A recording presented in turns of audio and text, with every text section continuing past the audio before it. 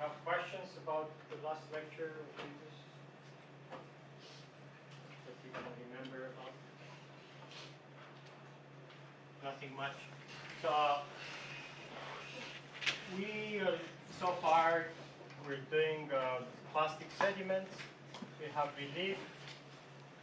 It's sediments weathering and transported into what we discussed about funds. Remember that? Then will be lakes. Sometimes maybe Aeolian, which belonging. And then we are now into rivers. So there are 3 rivers. Make them like small like that. That they kind of come in and out here. And we discussed so far about like meandering streams. Remember that? So what were the deposits? What do you call that? Into one of these bends? What was the bar called? Was it bar sandbar? Point bar.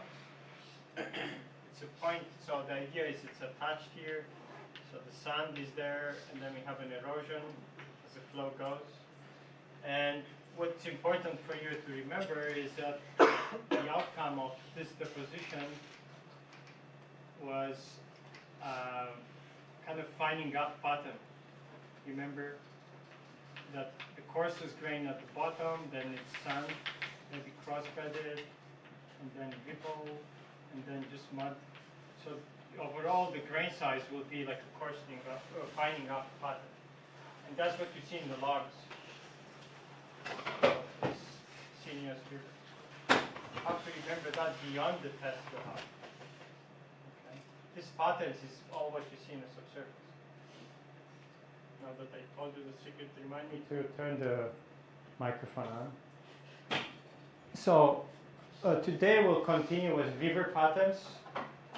And again, I will emphasize what's in the subsurface for you to see. And maybe we'll get into the shoreline deposits and a bit farther on. But I mean, everything has a link here, and the deposits, the sedimentary deposits you look for, will be what we call here non-marine and the marine deposits. But what I try to tell you is that they have different characteristics for you to distinguish, for you or for geologists you'll work with. And these models are applied again and again. And sometimes we do research to try to improve these models for whoever wants to get more knowledgeable about the subsurface. Okay, so here is a figure that's similar to what I draw. And we kind of stop to somewhere here when we discuss about this channel belt. So the idea was that, these channels, they migrate laterally, vertically, and then in the subsurface you hardly can hit a sand and recognize, oh, this is my channel, because you have just one point, or you don't have enough resolution on some seismic data. So what is recognized is usually called a channel belt. So there will be multiple channels, what we call amalgamated, that means kind of mixed. So here it's an image of about some of these elements in a valley, if you want to. So you have the valley margins here to the right and left. See this thing here, side, and the valley is filled with, let's say, fluvial deposits, and all of this, wherever you have just this relatively narrow channel here, and deep, and this, because of migration, is forming these point bars that will be sandy. So it's migrating through time, like you saw in the previous image, and will form a channel belt, and then we'll move somewhere else and make another one, okay, within the valley itself. So you don't have to remember the numbers or anything on this, but just to know that, again, because we cannot see very well in the subsurface, we try to use the modern data to plot things like that. Channel depth, we can measure that. Any river in the modern, you just go and measure the depth. And then they also measure the channel width, the channel belt width. I mean, first the channel, but then channel belt as well. Like in Colorado River right now, you go, and you see where the channel was meandering before, so you measure width. So then you plot all of your systems here, and then you come with the regressive lines like that to be able to predict trends. In the subsurface then, you get the thickness of your channel. One of your colleagues mentioned how we do that. The thickness of this point bar deposit from one well log is telling us how deep the channel was. Because this is the bottom of the channel and here's the top. You get out of the channel when you get into a floodplain. So the channel was from there to there. At least in theory, there are many things can change. Right? So this point bar, so this pattern is telling you that however thick this was, that was your channel there. And then from there you predict what was the width of your channel belt, for example. So things like that. But now channel belts themselves might be a few kilometers wide, 1 or 2 kilometers, and eventually continuous as the river flows. But then if you look at the bigger scale now in the whole basin, it's no scale on these sketches, but this will be one channel belt, even if it's drawn like that. So there will be multiple channels within this. But now, even this larger feature, like channel belts, they move from one place to another. They avulse, what we call them, or change the location. So then the idea is some of this channel belts, here it's described one of this dotted pattern. It's more complicated inside the feel of it.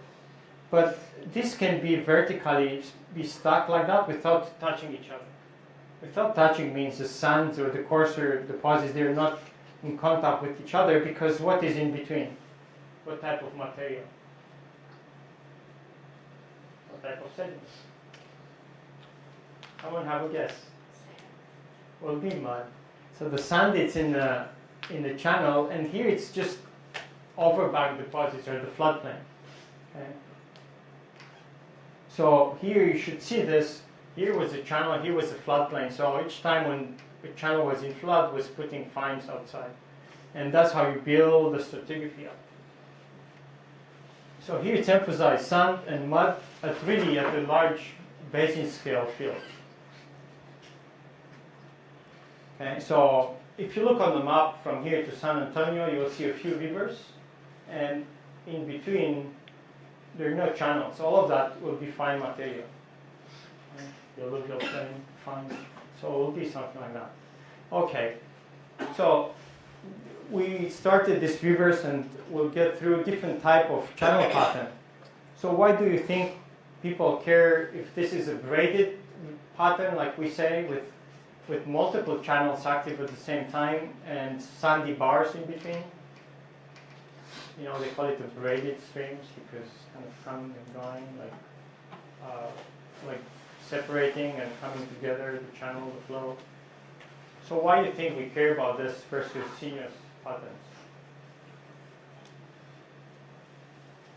Something to do with the deposits. So the deposits preserved in the braided streams will be different than the one in meandering.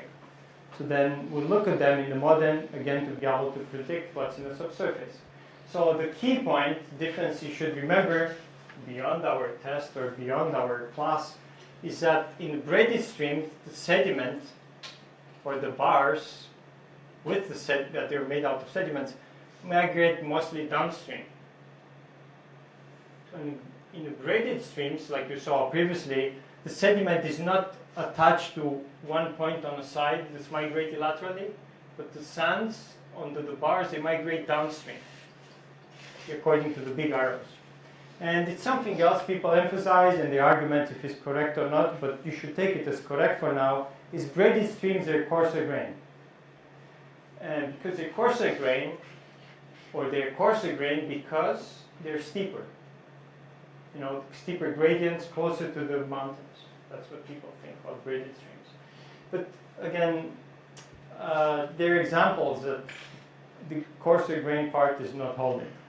In general, they're higher water discharge. And somehow linked with that, I mean, it's also grain size gradients. But because we care about the sediments, especially in the subsurface, the accretion direction of the bars in the stream is important. Because then if you look at what is preserved, out of the graded streams, will be what we call longitudinal bars. So they're kind of aligned with the stream. And then they're also transversal bars. In other words, the crest of the sand accumulation, the bars, will be transverse to the flow.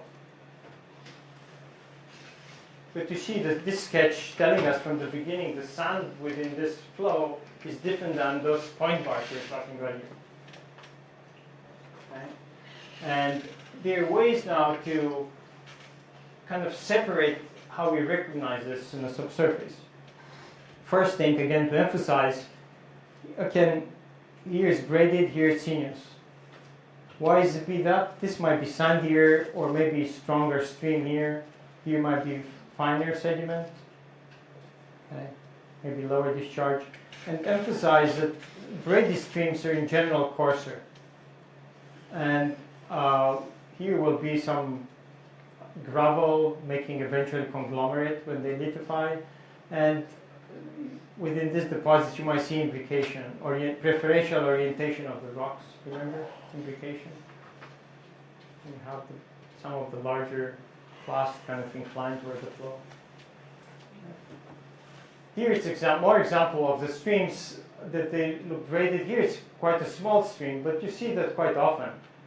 See the channel flows, they come together and they breach again, and in between is what we call this graded bars.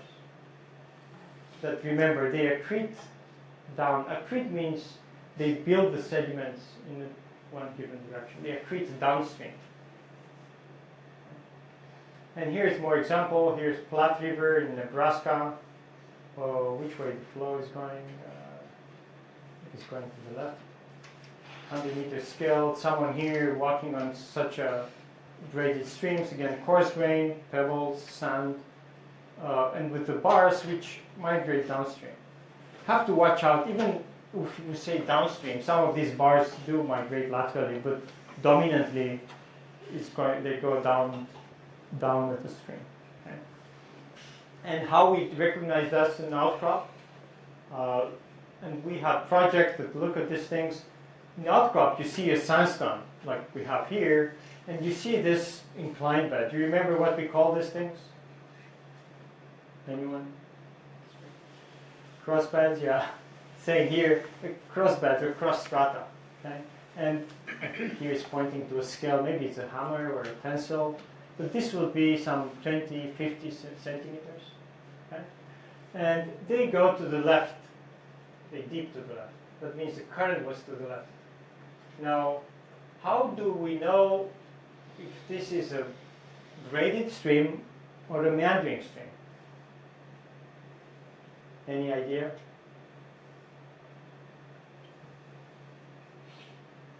I almost turned into geologist.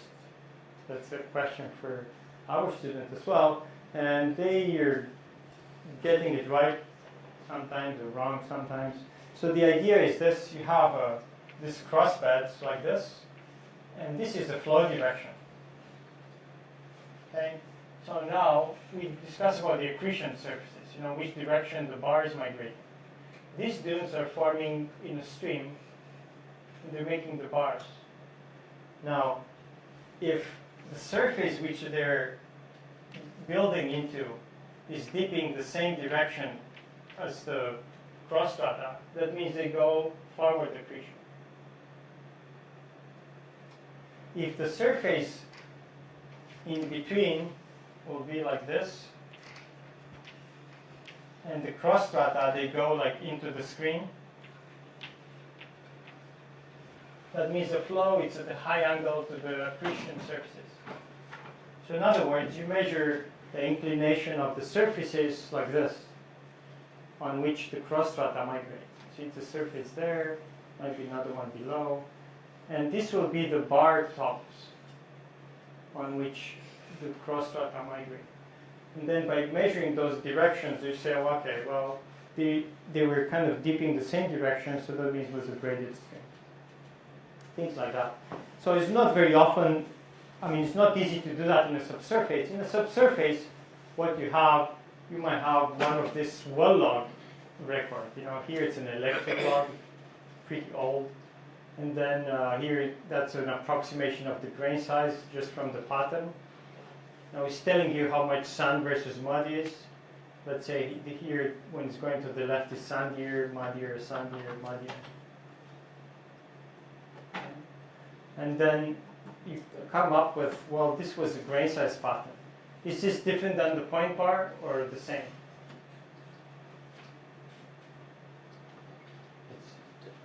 It's different, obviously. It's different that this, it seems that, I mean, from the modern observation, all of these braided bars, they're kind of coarse grain here on the sketch. You know, it's telling you there are some pebbles, maybe cross strata, or sometimes maybe flat laminations. But overall, it's not a very good trend in the grain size. So, in other words, here it is. If you have streams in your fluvial system, that will be, should I make it bigger with some bars here like this? If you have a braided stream, your pattern actually on the well log, you know, will be what is showing there. It's kind of blocky, what we call it, or not a particular grain size. And that's because exactly what's shown in the graph. I mean, there might be multiple bars here, you know, with cross pads, that they stack atop of each other. Should do the same. So each of these kind of blocky units, and with this kind of coarser, finer, each time when it's getting finer, maybe it's the top of one of these bars. And they, at the top of each other, they build up. But the outcome is not the fining up pattern. And again, when these migrate laterally, they will make a kind of more, I would say, continuous sandstone units.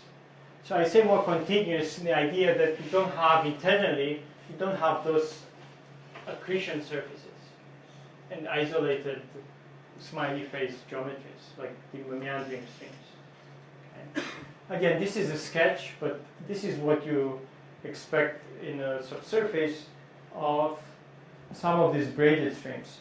And here it's emphasized their bed load channel. Remember the bed load versus suspended load? The idea that the braided streams are coarser grain, it's also that they transport mostly the bed load. Okay, makes some sense.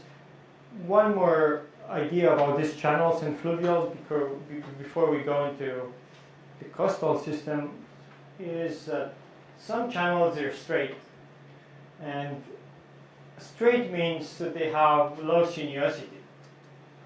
Okay? It's a single kind of thread or flow, but they don't migrate too much laterally, and sometimes you call them distributaries. These are happening closer to the coast line. And you can see on image here, this is a Mississippi Delta. There's no scale of this, so each time when you see an image without the scale, you wonder how big it is, but we know a bit of a dimension. So here will be maybe 100 kilometers between shoreline and to the mouth of the river there. And it's something, you see this is a sinuous stream. You recognize it in your source to sink exercise, you'll have to answer what type of river you have. But then it's getting straight as it's coming closer to the coast. And this more straight within a distributary pattern, what we call. We call them distributary channels because they kind of break and distribute the flow closer to the coast. And that's typical for deltas, as we see in next slides. Now, why these are kind of straight? There are two things. So one is that they kind of run out of sand. So if you don't have sand in your stream, you cannot build prominent point bars, you know, the meander belts. So you run out with the kind of more straight streams. But then it's something else. These channels are building on a muddy substrate, and the idea is they're kind of sink, or, you know, because of the load of the channel deposits themselves, they sink in the substrate, so to kind of keep them in place rather than migrating. And the idea for this straight or distributary channels is, again, they will be kind of blocky. They don't have a good finding up pattern because, again, they don't migrate laterally. They don't have these point bars part of it. But what is recognized, at least for the Mississippi part, is that there are deformed beds, especially in the lower part of such deposits. So this mud below, and the mud is from the overbank deposits. Okay. It's a channel, and then if the channel eventually is abandoned, it's mud that's coming at the top, again from the floodplain, or here it's emphasizing maybe mud that's filling an abandoned channel. Okay. So the fill is kind of lacking this finding a pattern and has the form bed. Here it's an example. Remember some of these contorted beds, what we call them. And so maybe they were cross-stratified initially, but then from the loading they kind of deform. So there are other things into this lower part of the fluvial systems. I mean, these also form part of the meandering streams and alluvial plain, but they're more common as you come closer to the coast. And they're examples from the Mississippi alluvial plain. It's what's called crevasse plays. And at one point I asked you if this is a good reservoir. You remember what the answer was? They're what? They're like okay. They're okay. They're okay to not good. Not good in the idea they're not very thick. Okay, so this, see, they build into, here it's a levee first. Here there are some boats or ships on the Mississippi. It's not scale again on this.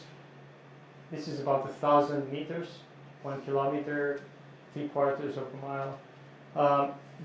So it's quite large. Here it's a levee. So this is the natural levee. So these are built by sediments when the river is in flood.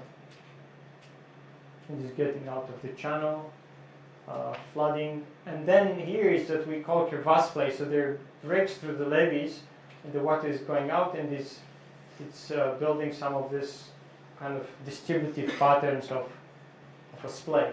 Okay? And the depth, the thickness of this is as much as the depth of whatever it's outside the channel. Usually it's just a few meters water depth. So because they're relatively thin and not very large, just maybe a few hundred meters, kilometers in dimensions, they wouldn't make big reservoirs. So yeah, they're good.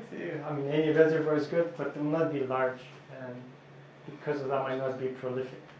So what you end up with from these straight channels or distributive patterns, how they might look in your subsurface, if you want to draw them like a 3D or a block diagram, it's just kind of a straight kind of patterns or geometries, or it's slightly sinuous.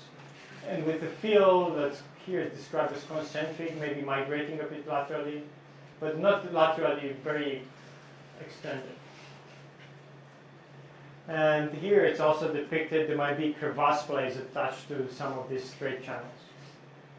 Okay? So look, here was again the pattern of what is called mixed load. So the one there had those sinuous patterns and it was migrating laterally with the point bars. Okay?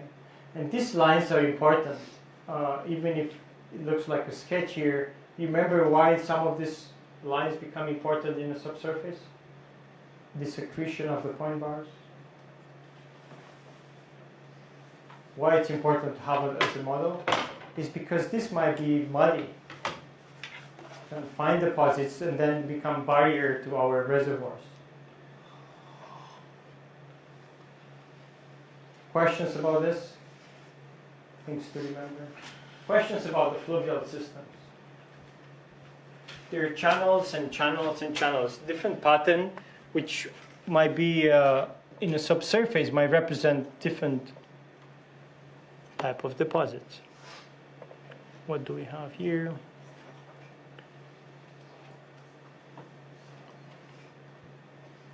Okay, so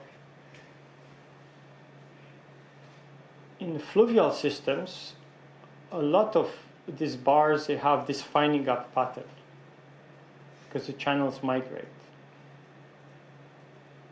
Then if it's braided, it might have less of a sinuous pattern. And then will look a bit more blocky or like smaller scale, kind of finding up patterns.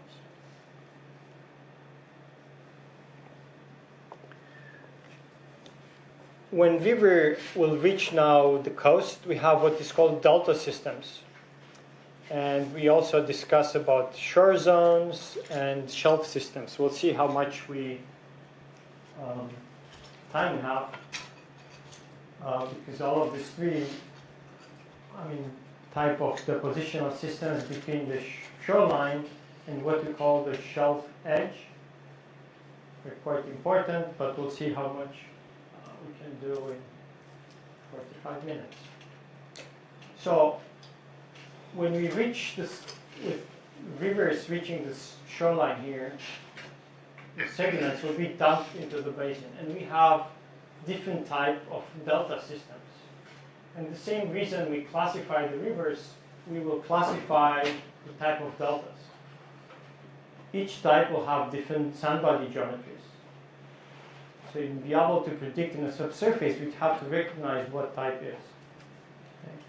Then some of the sediments that's delivered by rivers within the deltas is reworked sideways.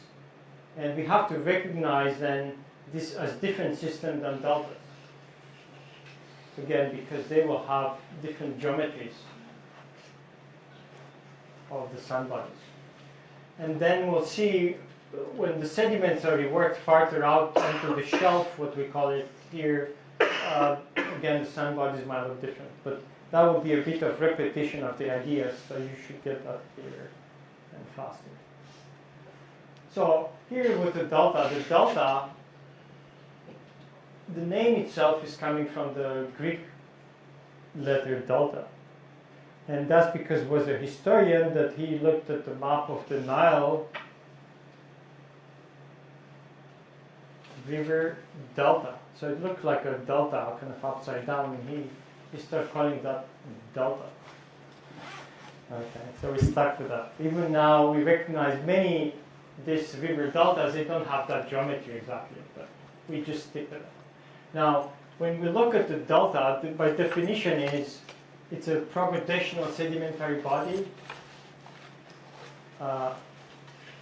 that's building into a standing body of water. So it can be a lake, can be the ocean, any standing body of water. And it's partially subaerially exposed and partially under the water. Okay, so the sediments is bypassing the delta plane, we call it, and is getting in under the water. That's still part of a delta. So here you have a river is coming to the coast and is building this delta plane, but a lot of sediments bypassing the shoreline, building what we call delta front and shore delta.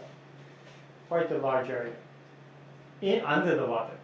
So now I use some words, and they're called regression and transgression. I don't write them on the board because they're written there, but it's regression means the shoreline is moving toward the basin. Transgression means the shoreline is moving toward the land.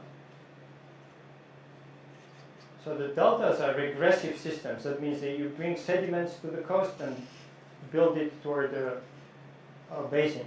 Now, a lot of our days shorelines are in what they call in a transgressive mode. That means the ocean level is rising, so a lot of coasts they go back because they lack the sediments, the volume of sediments from rivers to keep this progradation.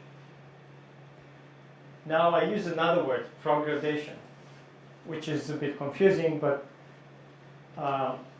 we call that, okay, so it's regressive, transgressive, you have it there. Don't bother my handwriting. Transgression. Okay, but when the shoreline is regressive, we call that a progradation. Progradation.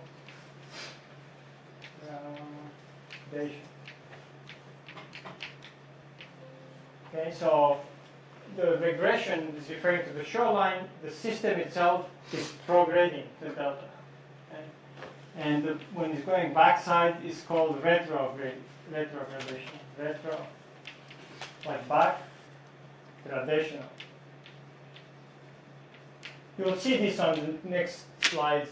So regression or progradation, sometimes they use kind of interchangeable, but regression, transgression referring to the shoreline, and progradation, retrogradation to the deposits themselves. It's a bit of semantic there. So just try not to get confused about the words. You don't have to necessarily know the definitions. Even geologists, they got kind of mixed up into this. But remember, regression, transgression.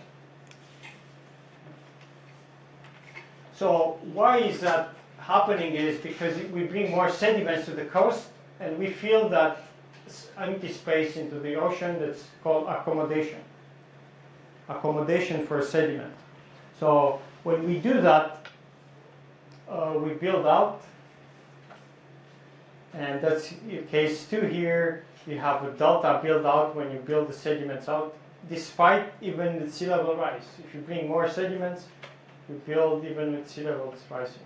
However, if you stop bringing sediments to the coast and the sea level is rising, we have what is called a transgression. Okay, the shoreline is moving back.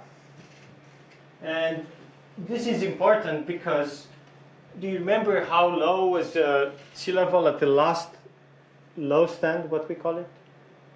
How low was the ocean level? Remember from previous classes? About 100 meters, let's say, easier to remember. It was probably more than that, 120. 200. It was not 200. Come on. That's extreme. But it was 100 meters or more. So that means if you lower the shoreline, the ocean level 100 meters, your shoreline would be all the way to the shelf edge there. Okay, with the rivers following and the deltas building up. Okay, but then since about let's say 10,000 years back, it kind of come up that 100 meters, and then all of that time there was a transgression happening. But why is that important for us as geologists and you as engineers is that when the shoreline is moving back and forth, it's making new deposits into the shelf area. River or fluvial deposits and also delta deposits. And a lot of reservoirs into what we call here northern Gulf of Mexico is they're this kind of fluvial and deltaic deposits. Since Paleogene, so just like the last 50 million years, the shoreline was going back and forth with rivers and deltas attached to the shore. Okay? So there are thousands of meters of these deposits. Good. Let's get into more detail of that. So what's happening at the mouth of the river when those channels, distributive or not, they bring sediments all the way out here to the mouth. So understanding that is key to understand what's happening with the sediments within our delta systems, so-called. Okay? So the things to remember is, how is the flow in the channel? Which way it goes? Kind of silly question, but which way it goes? It's going down like this. So what's happening when it's reaching the mouth? What's happening with the flow? With the water flow? It's expanding. What's happening with the velocity? Slowing down. Slowing down. What's happening with sediment? Depositing. It is depositing. That's it. You discover the magic of all of the systems. So that's what's happening at the mouth. And then all the sediment that's transported by, within the channel because of this velocity, all the discussion we had on the grading, degrading the bed. Well, here, because the flow is expanding, slowing the velocity, is dropping the sediments. And that's why the deltas are kind of accumulating sediment in front and is building up. And here it's a depiction of that. You have a channel here, and then it's eventually expanding the flow and is dropping the sediment right in front there, under the water. You don't see that. But the coarser sediment will be more proximal. Remember, the sand, larger grains will be first to settle.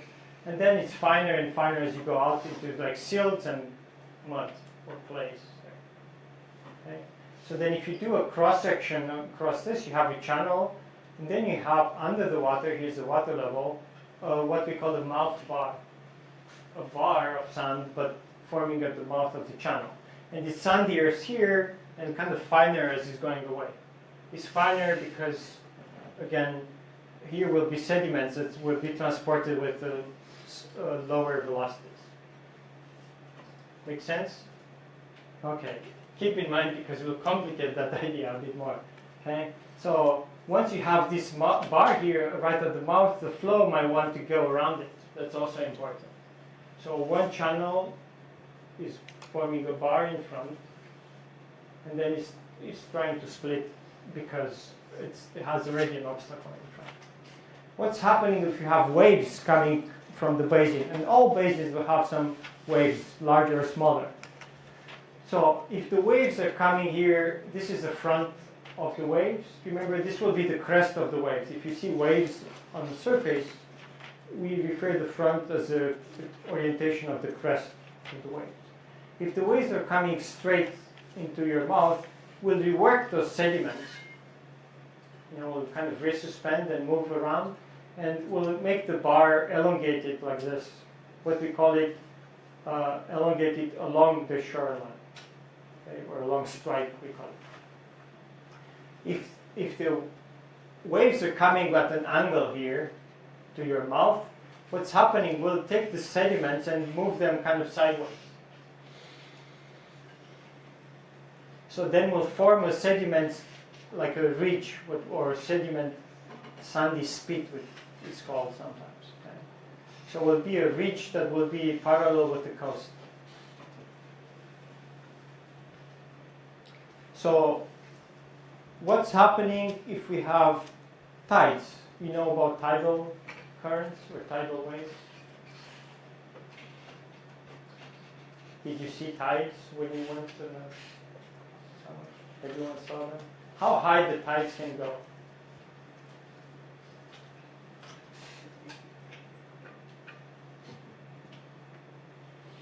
About 14, 15 meters. I think in northern France and then Canada, eastern coast of Canada, there are some bays where the tides can go, I think, 14, 15 meters. So the water is going up 14, 15 meters twice a day. All of that water, when it's raising so much meters, will get into your channels and out of the channels, and into the channels and out of the channels, 2 times a day. By doing that, it's making strong currents. We call them flood currents when they're landward oriented, and ebb currents when they go out. But those currents, at times, they go faster than the river itself when it's going down. The velocities can be 2 times that. So what do you think will happen with the sediments that is at the mouth of the river when the tidal currents go inland and then out? What's happening with those sediments, do you think? You have 2 options. They stay put or they move away, being eroded. So what's happening, do you think?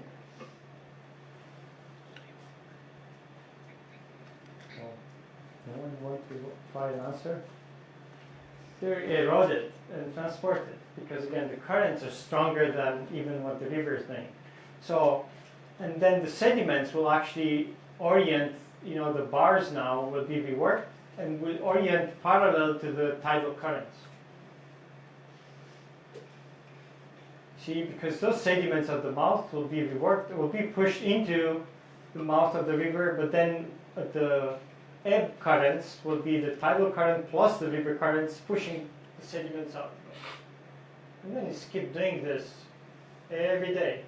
And then we end up with bars which have these elongated geometries, but somehow pointing to the river mouth. And because of all of this erosion, the channel mouth will also be wider. So it will not be like you saw in the Mississippi, but where the mouth will kind of get wider, like a funnel shape, we call it. Okay? So this is typical for tidal deltas, where tidal, we're talking here about the mouth of the river first. And you recognize that on your source to sink exercise. You know, you will ask, okay, you look at your river mouth being a delta, where we'll see maybe estuary. So what do you think, what type of delta it is? And this is one criteria to say, well, maybe it's tidal. Because you will see some elongated bars, and the channel mouth will be like funnel shape. Watch out, some of you do have rivers like that, or wave reworked mouths or deltas or fluvia. So because of these processes now, someone here with Galloway has a name, yeah.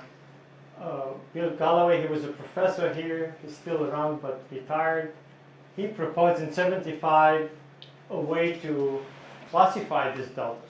And he said, well, if they're Mississippi-like, we call that the rivers are fluvial dominated. That means it's a lot of sediments coming from the river, and it's literally working at the mouth there. But if you have strong waves, like Sao Francisco, and this is on a coast of Brazil, where they have large Atlantic waves, so they're working the sediments at the mouth of the river, we have what's called wave-dominated deltas.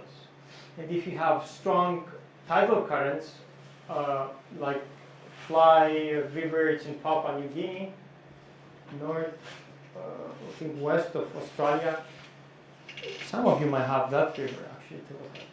And then the Fly River will have a tide-dominated delta, what it's called. And here there's sketches of these things. And obviously it will be a mix between processes, and then there are deltas plotted all around here on the graph. But again, how will we recognize this from the morphology? We have examples here. Wax Lake Delta is fluvial dominated because it has multiple channels active at the same time. And why is that forming is because at the mouth of which it's a lot of sediments coming from the distributary channels, and at the mouth of which it's one of these bars forming and is splitting the channel again and again. See, it's have the mouth bar here splitting in two. It's another mouth bar drawing there, splitting in two again. So you end up with multiple channels. If it's high river discharge, we call it fluvial. If there are waves reworking those sediments, you might form these ridges kind of sideways. See, the waves are reworking the sediments at the mouth sideways, and then you end up with ridges like this run delta in southern France. Or if you have tides in and out, reworking your mouths of the distributaries, look, they're wider here, right at the mouth, and then they get narrower in. So that's a sign there are tidal currents going in and out, reworking the sediments there. But why are this important for the subsurface, you think? Because there are differences between the three, the way they have the sand oriented. Okay? So the sands in the case of the fluvial will be right at the mouth here. Will be in a channel, could be any sand in the channel, or into the mouth here. So the sands will have oriented this kind of distributive pattern. If you have a wave system delta, your sands might be along this shoreline ridges.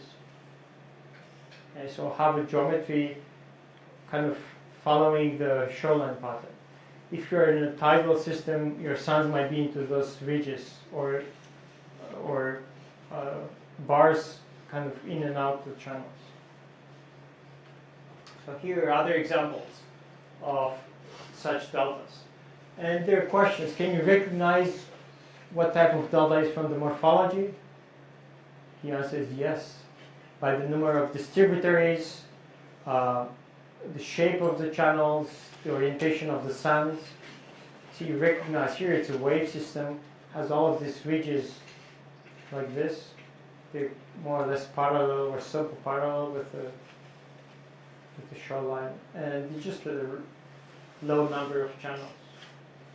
Okay, you got the idea. So the question now is, what we do that in the rock record? I mean, we have to recognize that from the rocks will be outcrops like that. How do we know this is a delta? Okay, and then even next one will be, okay, it's a delta now, we can say that. How do we know it's a fluvial dominated delta or a wave dominated delta? And here it's a very important idea for you, which again should stick with you beyond our test or class, is that because deltas are this prograding system, that means they move the shoreline toward the basin, it's happening like this. If you have a point here which is accumulating sediments, at the time one, it's muddy there, you know, whatever bay is, it's muddy. But then, let's say you have one of these breaches of the levee, it's a small crevasse play like a delta building out, and it's bringing sediments out because again it's building the shoreline, and you might have more sands coming out in that area. And then you bring the shoreline even closer to our dot where we observe the sediments, and just get even more sands. Then eventually you move everything back and you turn into the muddy deposits again. But notice what's happening, because the shoreline was building out, then you get from muddy to sandier, sandier, sandier. The sandiest is at the shoreline. So remember why we end up with this pattern is because the shoreline is here, and this is timeline 1, 2, 3. Everything is moving toward the basin because we're doing more and more sediment. But because of those velocity decreasing of the mouth, the finer deposits will be farther out. That's what this pattern wants to show. And as you come closer and closer to the mouth, you get coarser and coarser grains. And as the system is building out, you have finer deposits at the base and coarser to the top. Got the idea? All of the deltas, or actually all of these regressive systems or prograding systems, have this pattern. So on our small graph here, we're into deltas now, and I can draw this already. So what I'm drawing here is the deltas building up. If you have a well there, the pattern you expect is like this now. Okay? So it will be finer at the bottom and coarser as you go up. And this is one delta there. So on your well logs, then if you see this, you know your non-marine into maybe fluvial systems, even more detail, you can say there's meandering streams. If you see coarsening up, it's a delta or a regressive system. And it's more to that. What is the scale of this? What is the thickness of one of this coarsening up pattern? How thick they can get? Is it 1 meter? 10 meters? Remember, we go with by order of magnitude here. How thick can they can get, because that's also something diagnostic.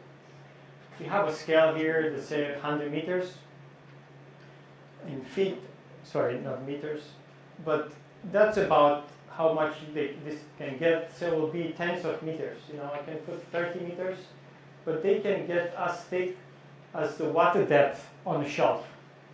And the water depth on the shelf, we'll see, it's about no more than 200 meters, but most likely it's about 100, 150 meters. That's how thick these coarsening up patterns can get. But commonly we see them as about this here, I mean, tens of meters. So here it's an example to emphasize that. I mean, it's a sketch, but the idea is you have the pro-delta muds, the finer sediments at the bottom, and then as you come closer to the mouth, you have maybe ripples, and here is some bioturbation, so some borrowers, some organisms moving in front of your delta, making those bioturbations. And then as you come closer to the shoreline, you have got more sands, maybe with some cross strata, some deformation from too much sediments built out in front.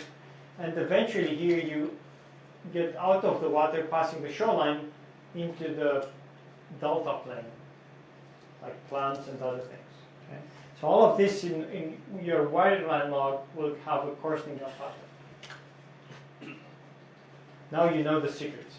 Now it's a bit more complicated, but for you to know that if you have a chance to look beyond this coarsening of pattern, which is a delta, if you have a core, or if you look at the outcrops to be able to see the rocks, then we look actually at the sedimentary structures like we discussed. And if, let's say for the waves, if there are signs of wave ripples, like symmetrical ripples, or wave storms deposits, which we call them hammock cross strata. If there are such structures, then we say, oh, it's a wave dominated delta. It's a delta because it has this kind of coarser and coarser deposits. And the second, we say it's waves because the structures that we record in that succession are built by waves. If it's a tidal system, what we should see cross strata, which are built by currents, that they go landward and then basinward, and landward and basinward. So there will be bed forms that migrate in both directions. That's happening only in tidal systems. A river would not turn the flow to go upstream. Okay? So if you have reversal currents, then you know it's a tidal delta. With the fluvial dominated, usually what you have something is called hyperpycnal flows. So this will be some sort of flood river deposits. Now when the river is in flood, it's bringing more deposits to the mouth and is building one of this hyperpycnal type beds. And there will be like small turbidites. We'll discuss that when we get into turbidites. But for you, important is that the sedimentary structures within of this type of deltas that make us recognize what processes dominate. And why it's important again? The sand body geometry will be different. Okay? Questions about deltas? Kind of simple, huh? Just coarsening up. Remember why it's coarsening up, and then you are safe. And you can explain to your company or your work of this is a delta, guys. Don't wonder too much about it. Okay, here to complicate the things a bit. The delta is what sediments are built right at the mouth of the river. I mean, right at the mouth. It can be kilometers or tens of kilometers. But the sediments then they're reworked and move along strike, what we call it, along depositional strike, and they're transported away from the delta. And we'll see when that's happening, we call them shore zone systems. And then we'll have shore face systems, and then there are barrier bars, lagoons, and there are new words for you here, but again, we cannot go around it. They're defined by these guys starting in the 60s and 70s. There are some things called strand planes and cheniers. I will show you what they mean by that so you'll know it. But all of these shore zone systems, shore face, barrier bars, strand planes, cheniers, they are what we call regressive systems. That means the sediment is taken from deltas, we move sideways, but the shoreline is building toward the basin. And is built by sediments that they move kind of laterally from the delta. Okay, so we are still into the idea that the shoreline is building up. So, not sure how much you discuss waves in other classes, but it's the wind. The wind is blowing across the surface of a body of water, so it's making these waves. And there are different types of waves. We are discussing here just the wind wave. And then here's the crest of the waves. And when they approach I mean, the way we discuss this is the wavelength again, the distance between the two crests. And then you have the trough, the amplitude, all the way to define the size of the waves. But it's a very important idea that you have to understand about waves moving the sediments right by the coast here. And the idea is coming with this. You have waves, and the waves, they represent oscillations of the water. Okay, so the water is not necessarily moving, but it's just going back and forth here at the surface. So if you go below one of these crests, the water actually is moving like this, like a circular. And I'm sure you saw that. If it's something floating on the water like a ball, and there are waves coming, the ball is just moving up and down, but not necessarily much laterally, unless the wind is blowing. Okay, so that's because the water below is moving in like a circular like this. What's happening when you have the waves that you saw the crest coming closer to the coast, because of the friction at the bottom, this circular movement will turn into an ellipse. Okay. So when he's doing that, at the very bottom, see as the ellipse is moving, the current, they go back and forth a bit like this. And it's going only the distance that the ellipse axis is. And what's doing to the bottom is it will make those symmetrical wave ripples.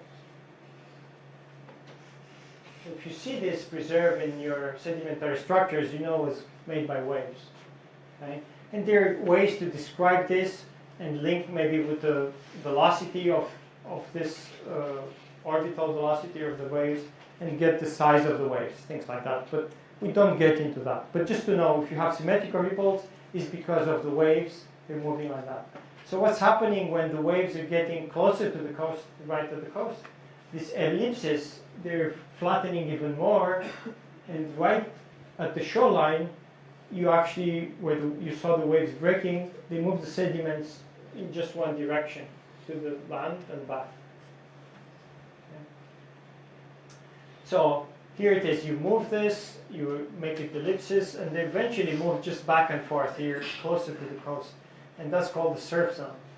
Now, when you break these waves, you know, if the waves front is coming at an angle to your shoreline, you move the sediments toward the shore, landward, but at an angle.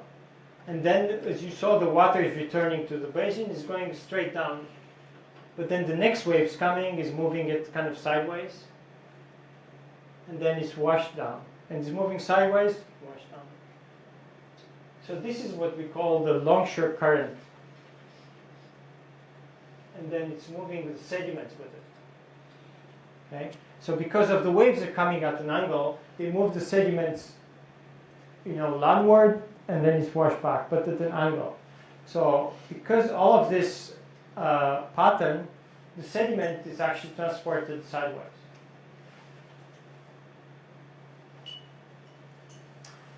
So now, again, because we're into this subsurface geology and the sand body geometries, here it's a profile which is squeezed with one of this shore face succession. And there are different terms here that it's offshore mud, sometimes they call it, so the most distal part. And then as you come closer to the shoreline here, this will be the water surface, you have the lower shore face, middle shore face, or the upper shore face. And as you go higher and higher in the profile, what's happening with the sediment? Is it getting finer or coarser? Oh, I should remember that right now. They get coarser, thank you. So they get coarser, and then the coarsest sediment is right at the shoreline there. And why is that? Because the waves, as they break and remove the sediments, kind of sorting it out. So the coarser is at the shoreline, and as you go along this profile, they get finer and finer. And because we have what we call a prograding system, you know, again, through time you accumulate the sediment, you end up with, again, one of these coarsening up patterns. But now all of the deposits here will be more or less kind of wave rework, or sometimes we'll have this Hamilton cross stratification that they're built by storms.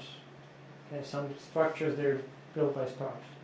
So again, what the shore phase is, it's if you want a coarsening up pattern with only wave structures, sedimentary structures. Okay.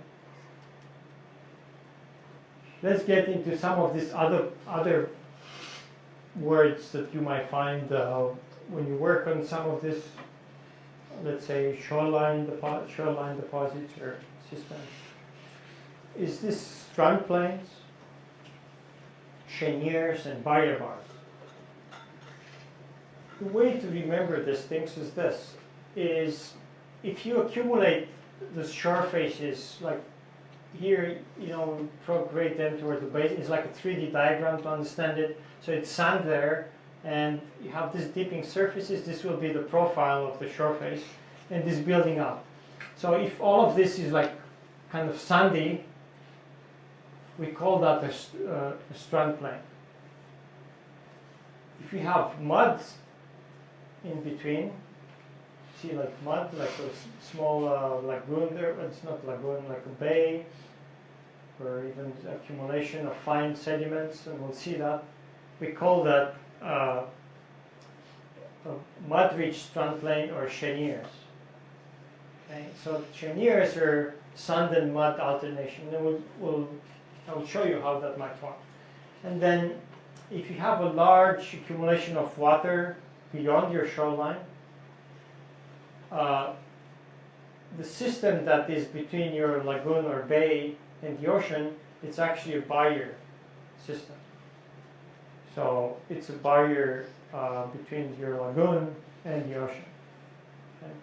So we'll emphasize again these things because in the subsurface you'll have different sand body geometries. So you want to make a distinction between the three. Here it's how it's a barrier bars and the associated lagoon look like. So the example we have here is from Galveston Bay, and there are barriers right in front blocking the Galveston Bay, or lagoon is called here, from the open Gulf of Mexico. All of this sediment is coming from the Mississippi.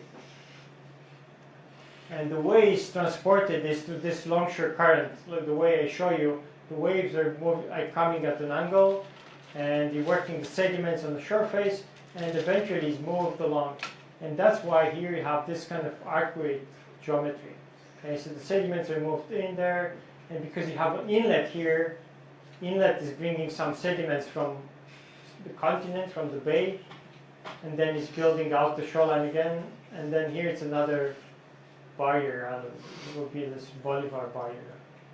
So because you accumulate the sediments on a ocean side, this is again a regressive system, so that's what's happening. People that took a course here and measured age of some of these deposits come up with the idea that, or the results that they're about 3,000 years old here, and they get younger as you come closer to the coast. So that's telling us that this barrier was actually building out during the last 3,000 years. Okay? And with the bay behind it. So there are more elements to one of this barrier system, and you have the barrier bar in itself here with all of this shore face on the ocean side, but then you might have this inlet. At the inlets, what's happening, even at the Gulf of Mexico have small tides, so there are currents that go in and out of this inlet. You should watch that when you go next to the coast. There like Puerto Razas here, closer to us at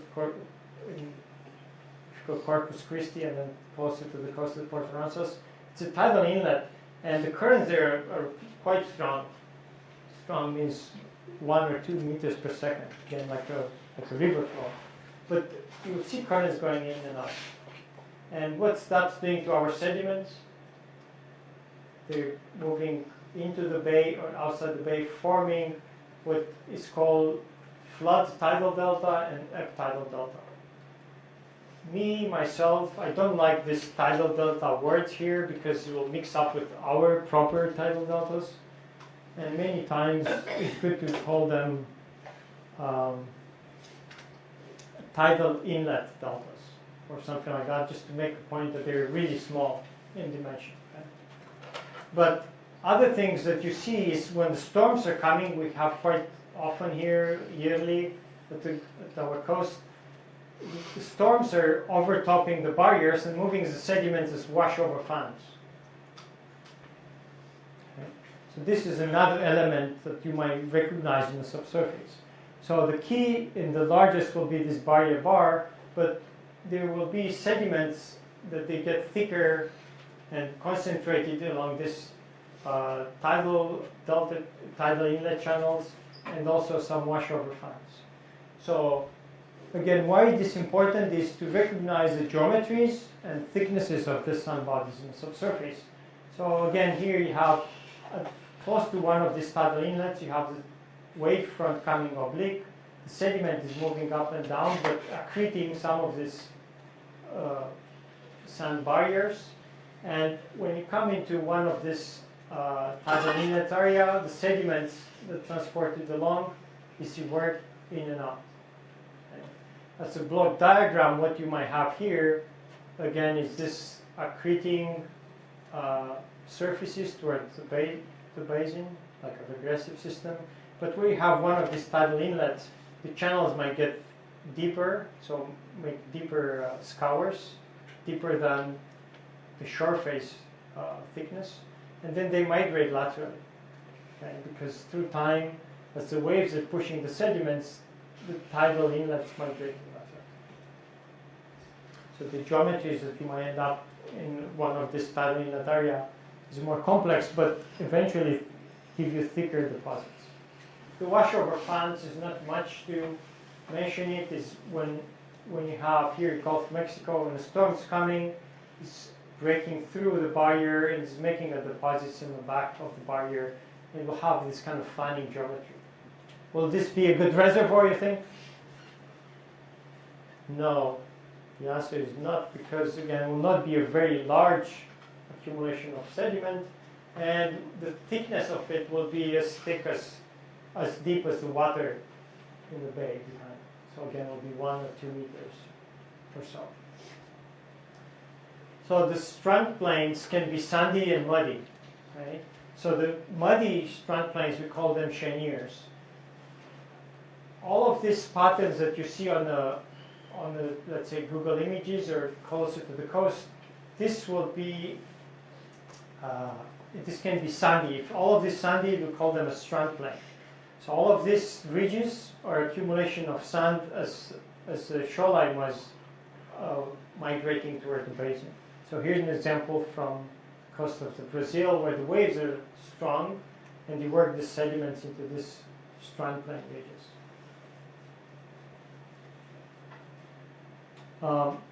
You recognize this, again, all of these geometries of the ridges that they get at an angle to the shoreline,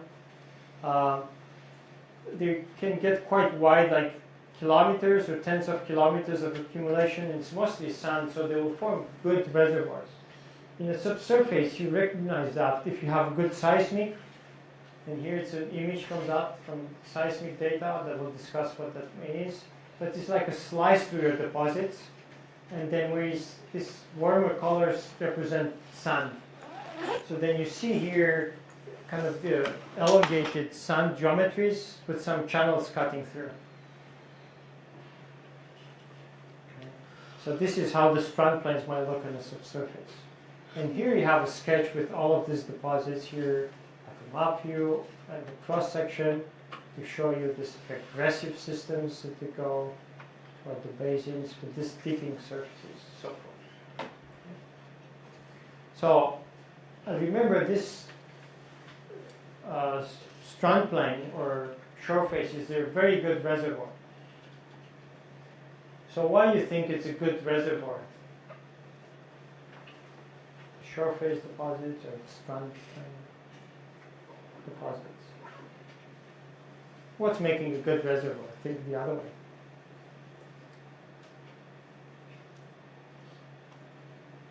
What's making a good reservoir?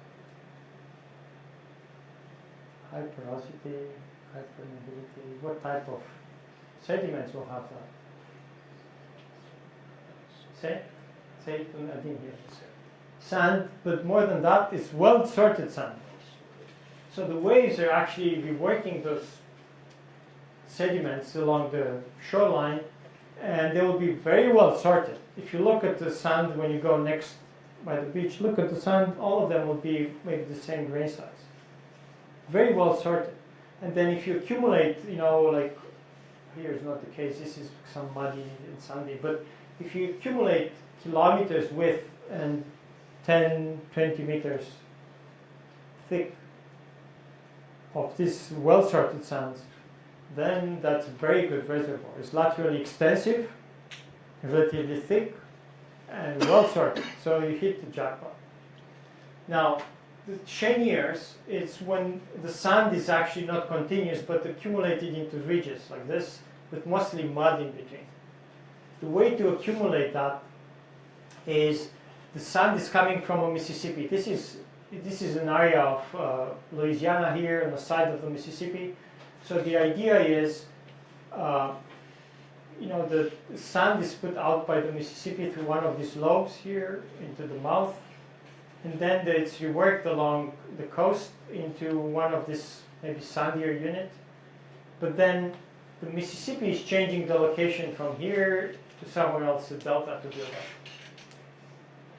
When that's happening, if the delta is building out here, which happened in the past, is bringing the mouth closer to our area that we are looking at. So what kind of sediments you think will come into our area? Sandier or muddier if the mouth of the river is closer?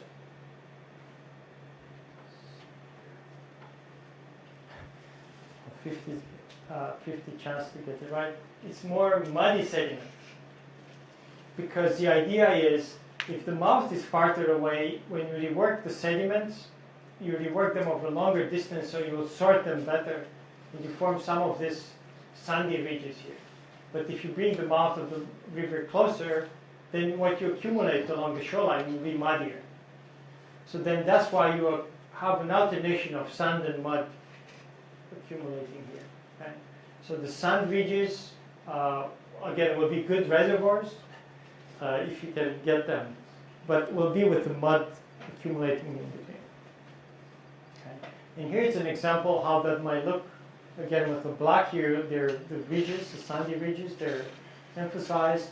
And if in the cross section, that's how they will look. The ridges will have, will be like part of a shoreline, the old shoreline that was there, and the accreting mostly sand, and in between there will be mud accumulating, and then sand again. And so what you see at the surface is ridges. In the subsurface, there will have this kind of landward dipping surfaces with sands accreting. The thickness of that sand, it's again about 10-20 meters. Gulf of Mexico. If you look at the modern profile, it depends how deep your sand they're going into the basin. And usually this is the area where the waves are reworking the sediments. And the depth of that is about 10 meters, or maybe more, 12 meters. Okay. The last idea, because we finish here, is I will let you with this idea. What's happening if the sea level is rising? What do we call these deposits? What's happening in that? And the idea is if we have a delta here, the opposite to that is when the shoreline is moving inland, we call that estuaries or transgressive systems. And when you have estuaries, what's happening, the sediments is pushed back into the river mouth or over the valley itself. It's flooding the valley. The Mississippi Valley was flooded at the last high stand when the water was a bit higher than now. You flood the valley, and all of your sediments from the marine side and from the river, it's building into the valley rather than out into the basin. Okay.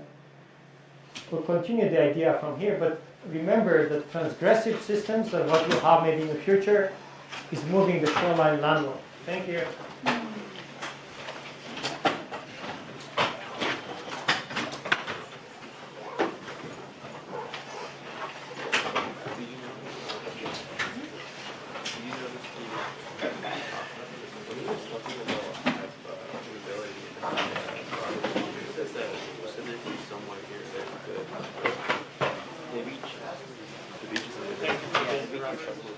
So on this map, are they like these? Now, Mark Plaza, Marsh, Cherry,